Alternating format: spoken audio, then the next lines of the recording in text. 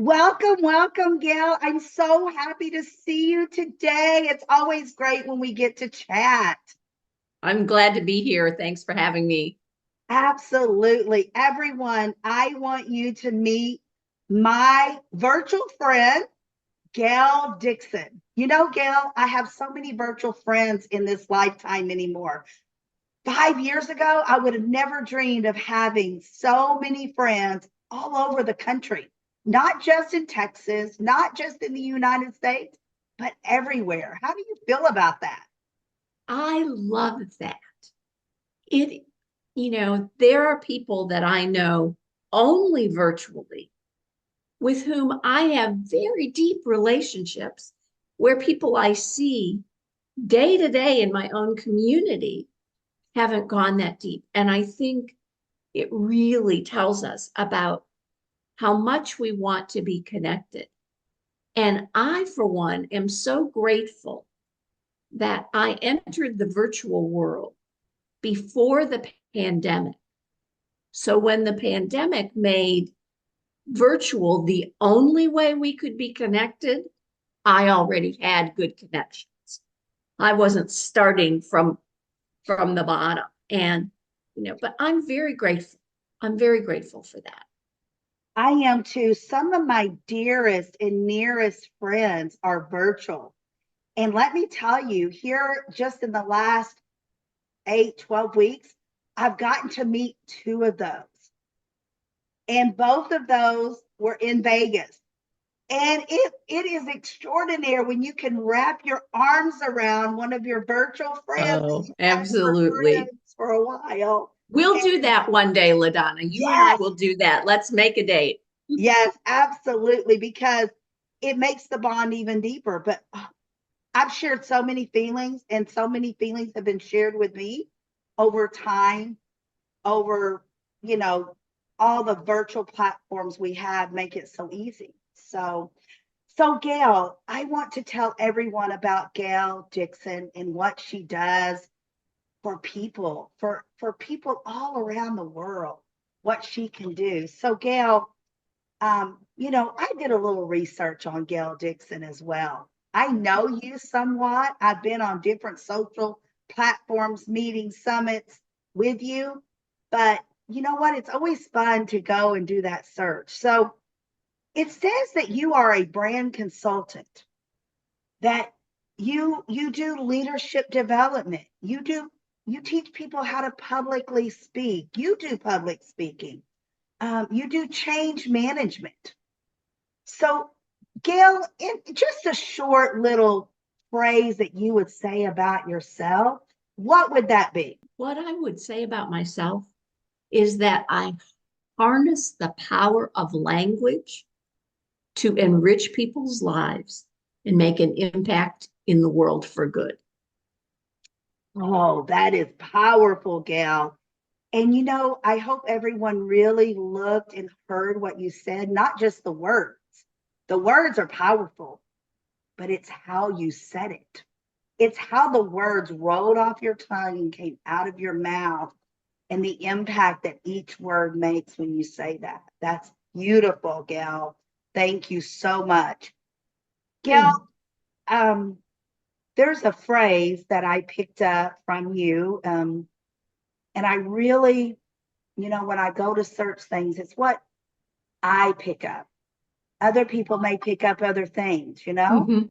So this is what I picked up, and I really want your answers to come from your heart, mind, body, and soul. What does, what really do you think about? What impact do you want to make? What do you want people to see and hear you say about guiding budding influencers to voice their soul truth for maximum impact? Okay. LaDonna, I believe that each of us carry in our hearts and souls a little piece, a little speck of divine truth that before we were even born, Source whispered into us. And it is our soul contract to bring that piece of truth to light in the world, to live into it, to share it, to express it. Some people call it purpose. Some people call it reason for being. Some people call it mission. But every one of us has something. It's the thing that we hope we're remembered for, the message that matters. And it is the thing that at the heart we are. And many of us have a hard time putting our finger on that or hearing what it is. And that's because we start making up our identity based on the roles and the relationships and the responsibilities we carry in life, rather than on the truth we carry inside. So what I do is help people, regardless of what's going on around them, change, transition, upheaval, roles, responsibilities, to tune in to what's that piece? What's that piece in you that gives your life meaning and purpose? And then figure out how to express that into the world, because truth is only truth if it's shared. It's only truth if it's heard by somebody else. So it's about then, once you hear and acknowledge and embrace that truth in yourself, then, and I help folks sometimes when they're searching for that and can't quite clean out the clutter to get to it. Then once they find it, how do they express it? Where do they find the people who are most meant to hear it? What language needs to frame around that truth so that that audience can hear it best? And it is when that truth is heard and shared that it then has the impact of being lived. And so that is find the essence, share it, and live into it. Oh my goodness, Gail. It sounded like you were talking about me. Do you ever feel that way when someone talks? You could be in rooms of hundreds, but no, she must be talking directly to me. How did she get into my mind? As a child, I come from a very traumatic childhood. I met my husband. God graced me with a man of my life, my best friend, at 15 years old. We've been married for almost 41 years now. And my best friend, my soulmate, God brought him to me very early, just in time to save me. I really believe that. But at 18, we got married right after I graduated high school. And I wanted to be the best wife ever. I wanted to go to college. I wanted to be a nurse. I was going to help everyone. And that was my way of coping with the traumatic childhood. I wasn't going to be that anymore. I wasn't going to be that person anymore.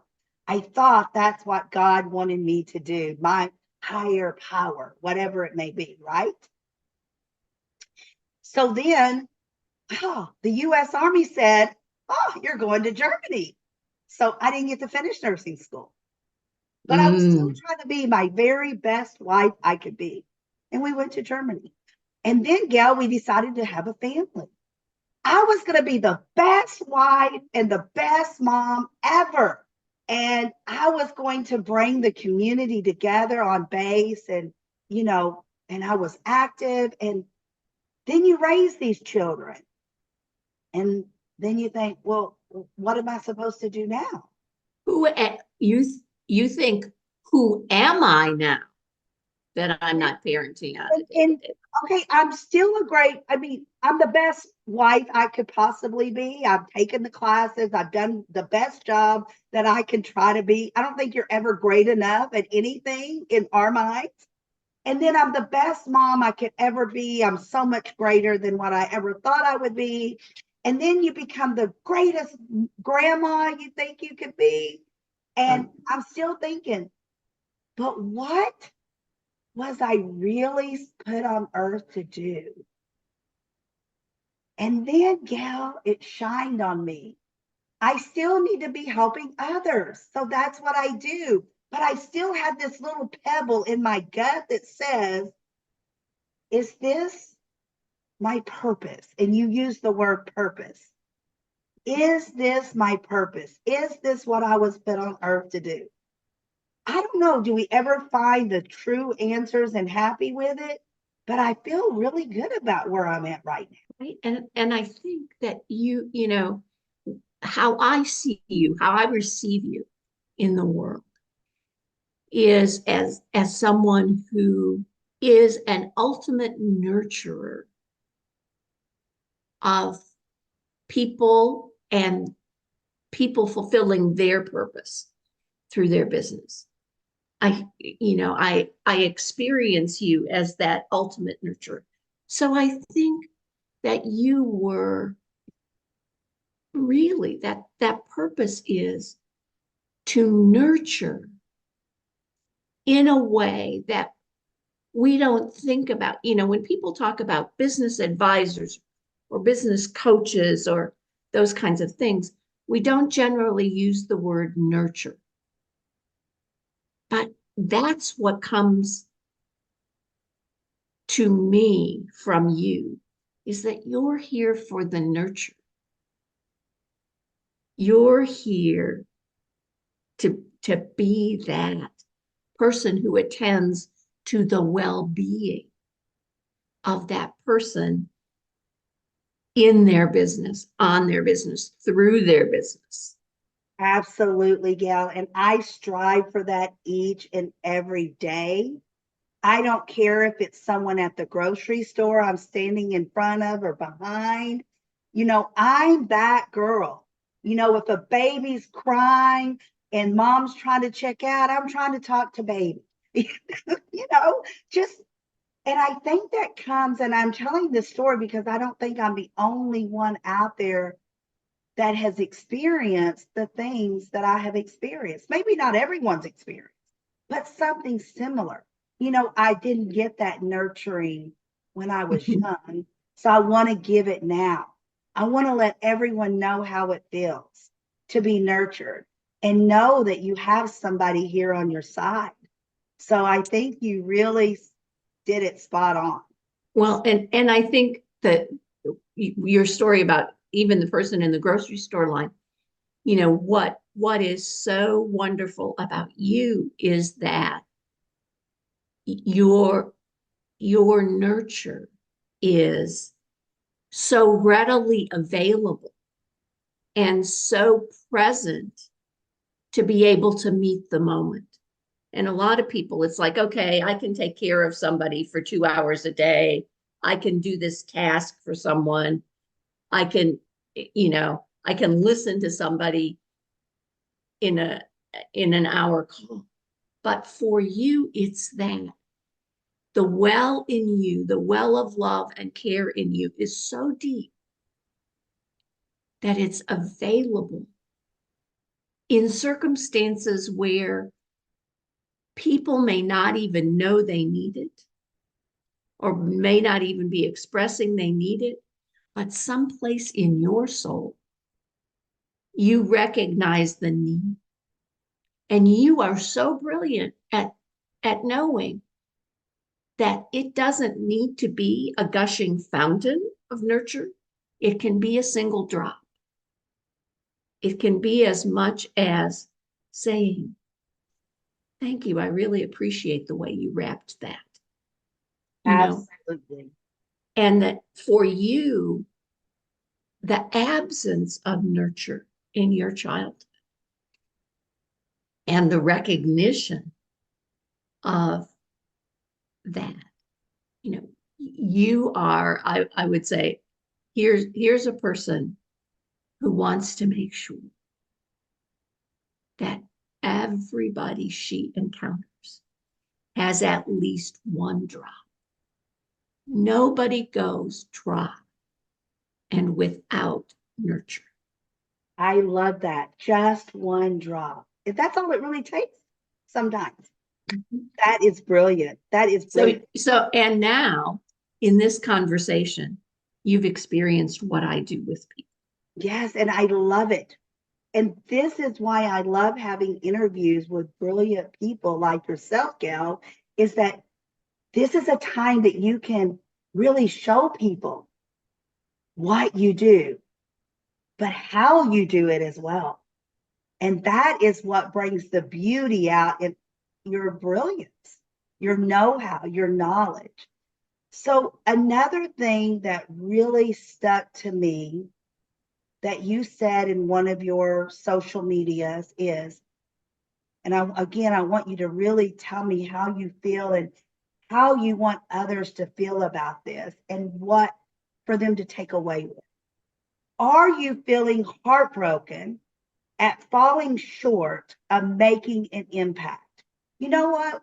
Sometimes we all feel that we could have done that better. We should have done that. We should have done that different. So what does this really mean to you? And what do you want us to take away from it?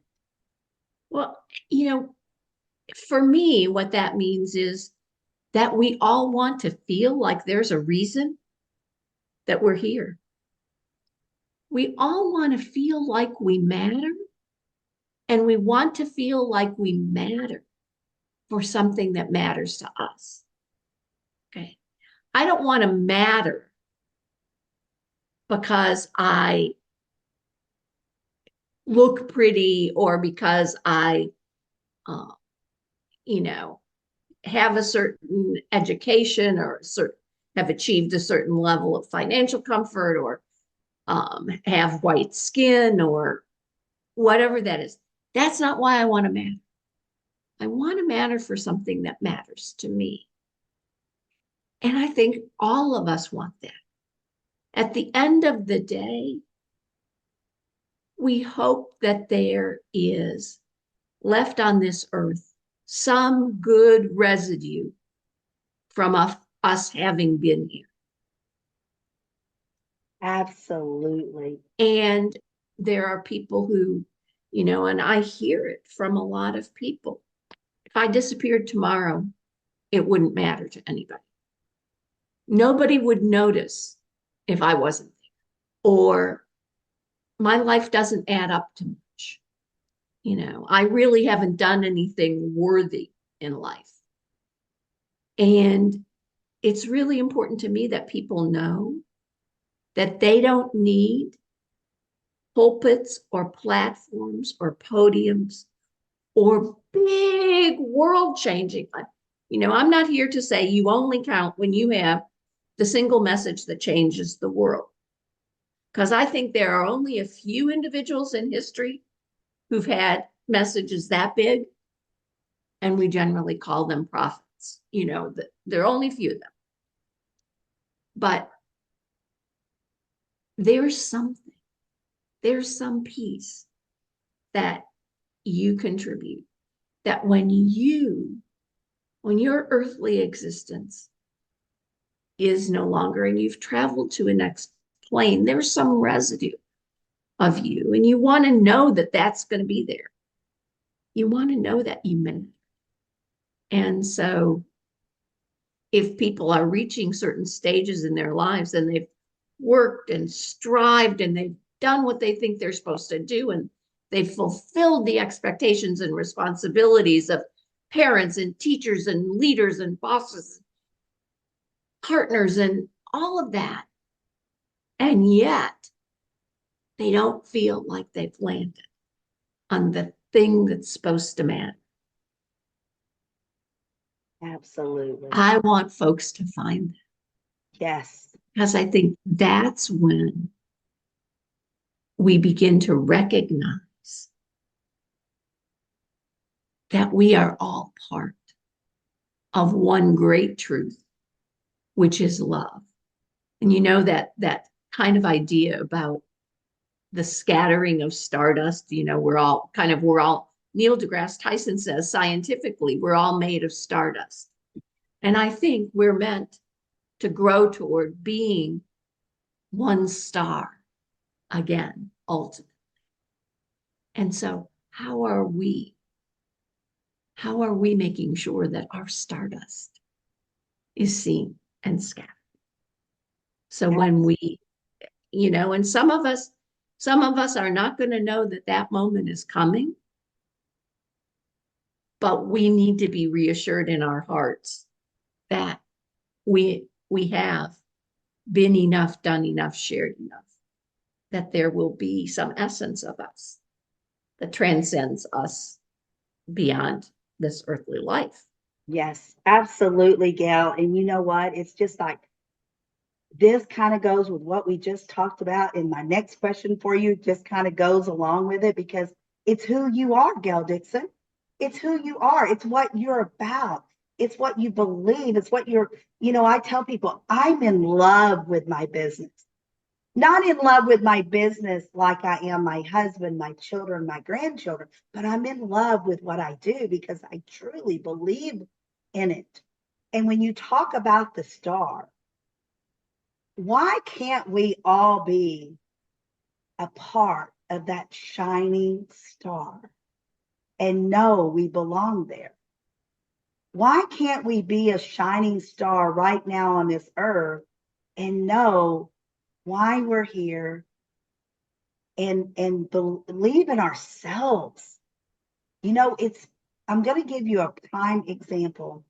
Someone, and it really broke my heart to a certain extent, but you know what I said is shame on them. And I did it with a smile, because someone said, oh my goodness, I belong to a millionaire club. I wished I could invite you because everyone in the club has to be a millionaire. I never said if I was a millionaire or not, Gail, because it's nobody's business. But what I said is, oh my goodness, look how much they're missing out on by not having me there. There you go. And it just came out of my mouth. And after the talk was over, I went, good for me. Good. Exactly. Because I didn't even know where that came from. But it was so, when I went back and I watched the recording, I went, wow, me. Because shame on them for judging on anything, good or bad. Don't judge anyone. Because you don't know what you don't know. But I'm telling you this because I want everyone to know you are a star. You are a shining star of some kind. Maybe it's for your children, your husband. Maybe you were a teacher. Maybe you're an astronaut. Maybe you're a fireman. Maybe you're a farmer. Maybe you're a housewife, but you are a shining star, one shape or another. Exactly. And it's interesting because I talk about it in the sense of, that idea of you drop the pebble in the pond and then the ripples go out. And I think some of us, the ripple only goes as wide as an immediate. First of all, we have to know that we can create the ripple, that we're that drop. And then, so we have to create it inside us first, or recognize it. I don't think we create it. I think it was bestowed on us. But I think we have to recognize it and honor it in ourselves. And then that we take it out. And first we start in a concentric circle in our closest, most intimate relationships. And then we expand it to a bigger, broader family. And then perhaps a bigger circle, our workplace or our communities, and then more bigger and global and universal. Some of us have such an intense ripple that it goes way out in lots of those far circles. Sometimes that's all those people who have that very intense ripple. Sometimes that ripple is all those people do, and other people live all the practicalities of daily life for them. Their food is brought to them, their clothes are taken care of for them, they're driven around, they're chauffeured, their schedules are maintained. They're, when your ripple is that big, you got to have lots of minions. Okay. A lot of us don't have minions. I mean, I'm a single woman, almost 73 years old, living alone. I have some minions. I have some folks who do my lawn. I have some folks who come and clean my house, but I don't have the cook or the chauffeur or the clothes cleaner or the shopper or the whatever. I don't have those things. So my ripple is a little smaller. I hope it occasionally ripples out nationally, but I have to be conscious that the ripple, what's important, what's crucial is that the ripple starts. Absolutely. How wide it goes is not about how important it is. Absolutely. How important it is that it starts. Yes. Yes, absolutely. And that takes me to how it starts within ourselves. And that takes me to what we say to ourselves and about ourselves creates our reality. I hear so much negativity in this world that we live in today. And this really resonates with me. And again, I seen it somewhere with your name on it. And this was just a bit of what I found. So really tell me how that makes you resonate and what it makes you feel and how you want others to think about it. Okay. So, very, very often we think that the words we say are describing our experience. And I would say that the words we say to ourselves and about ourselves sometimes create our experience. Because if the words are words of connection, compassion, creativity, possibility, we live into that. If the words are words of anger and doubt and frustration and criticism and judgment and separation, that's what we create. I'll own out loud, I come from the Christian tradition and look at, and therefore look to the Hebrew scripture as the first scripture.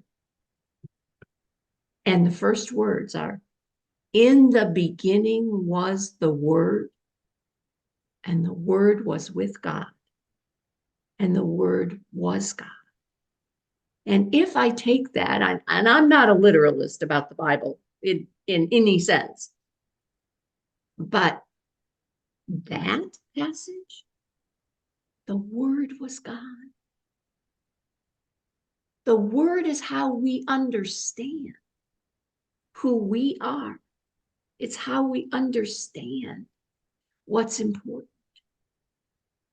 And so if that's so, it's critically important that the words that we use are words that make us seem and feel seen and heard and valued and loved and connected.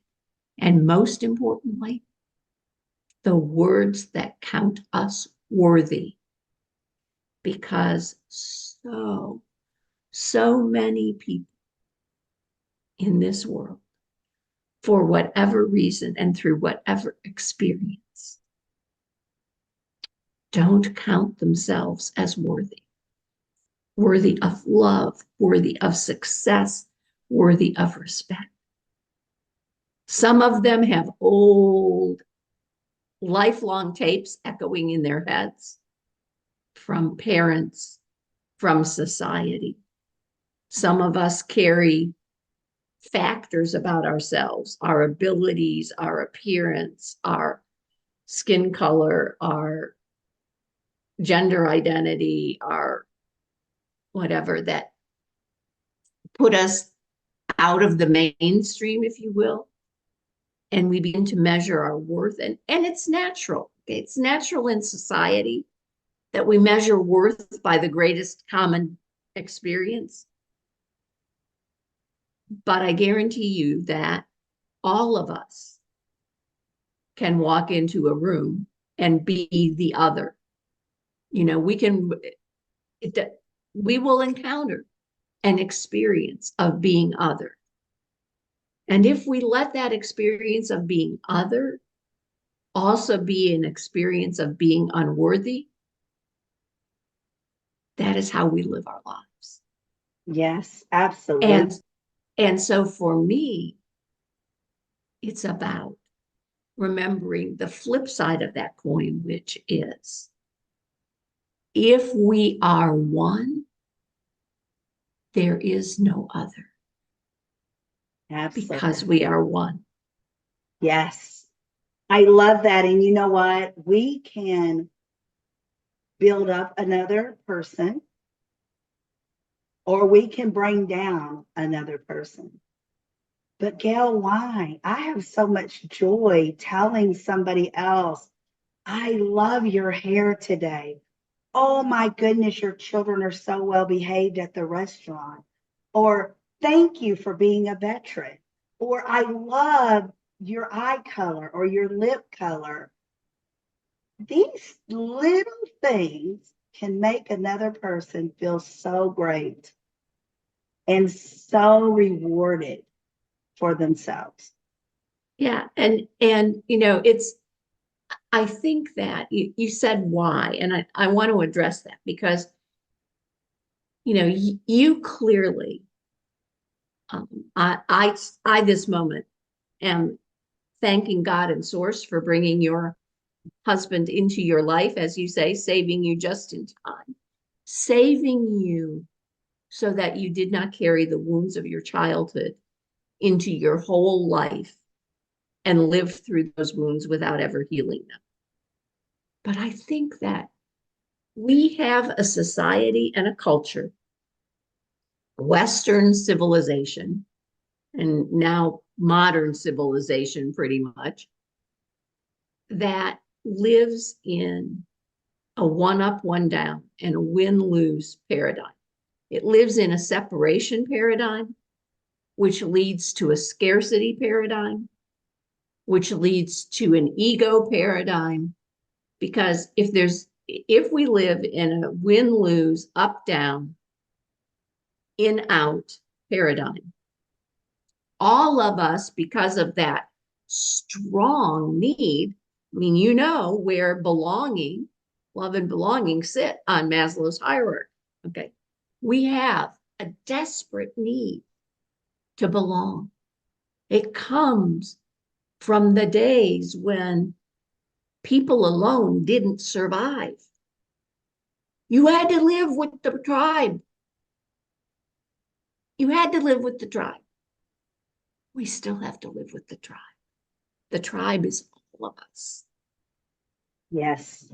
But we've got to know that.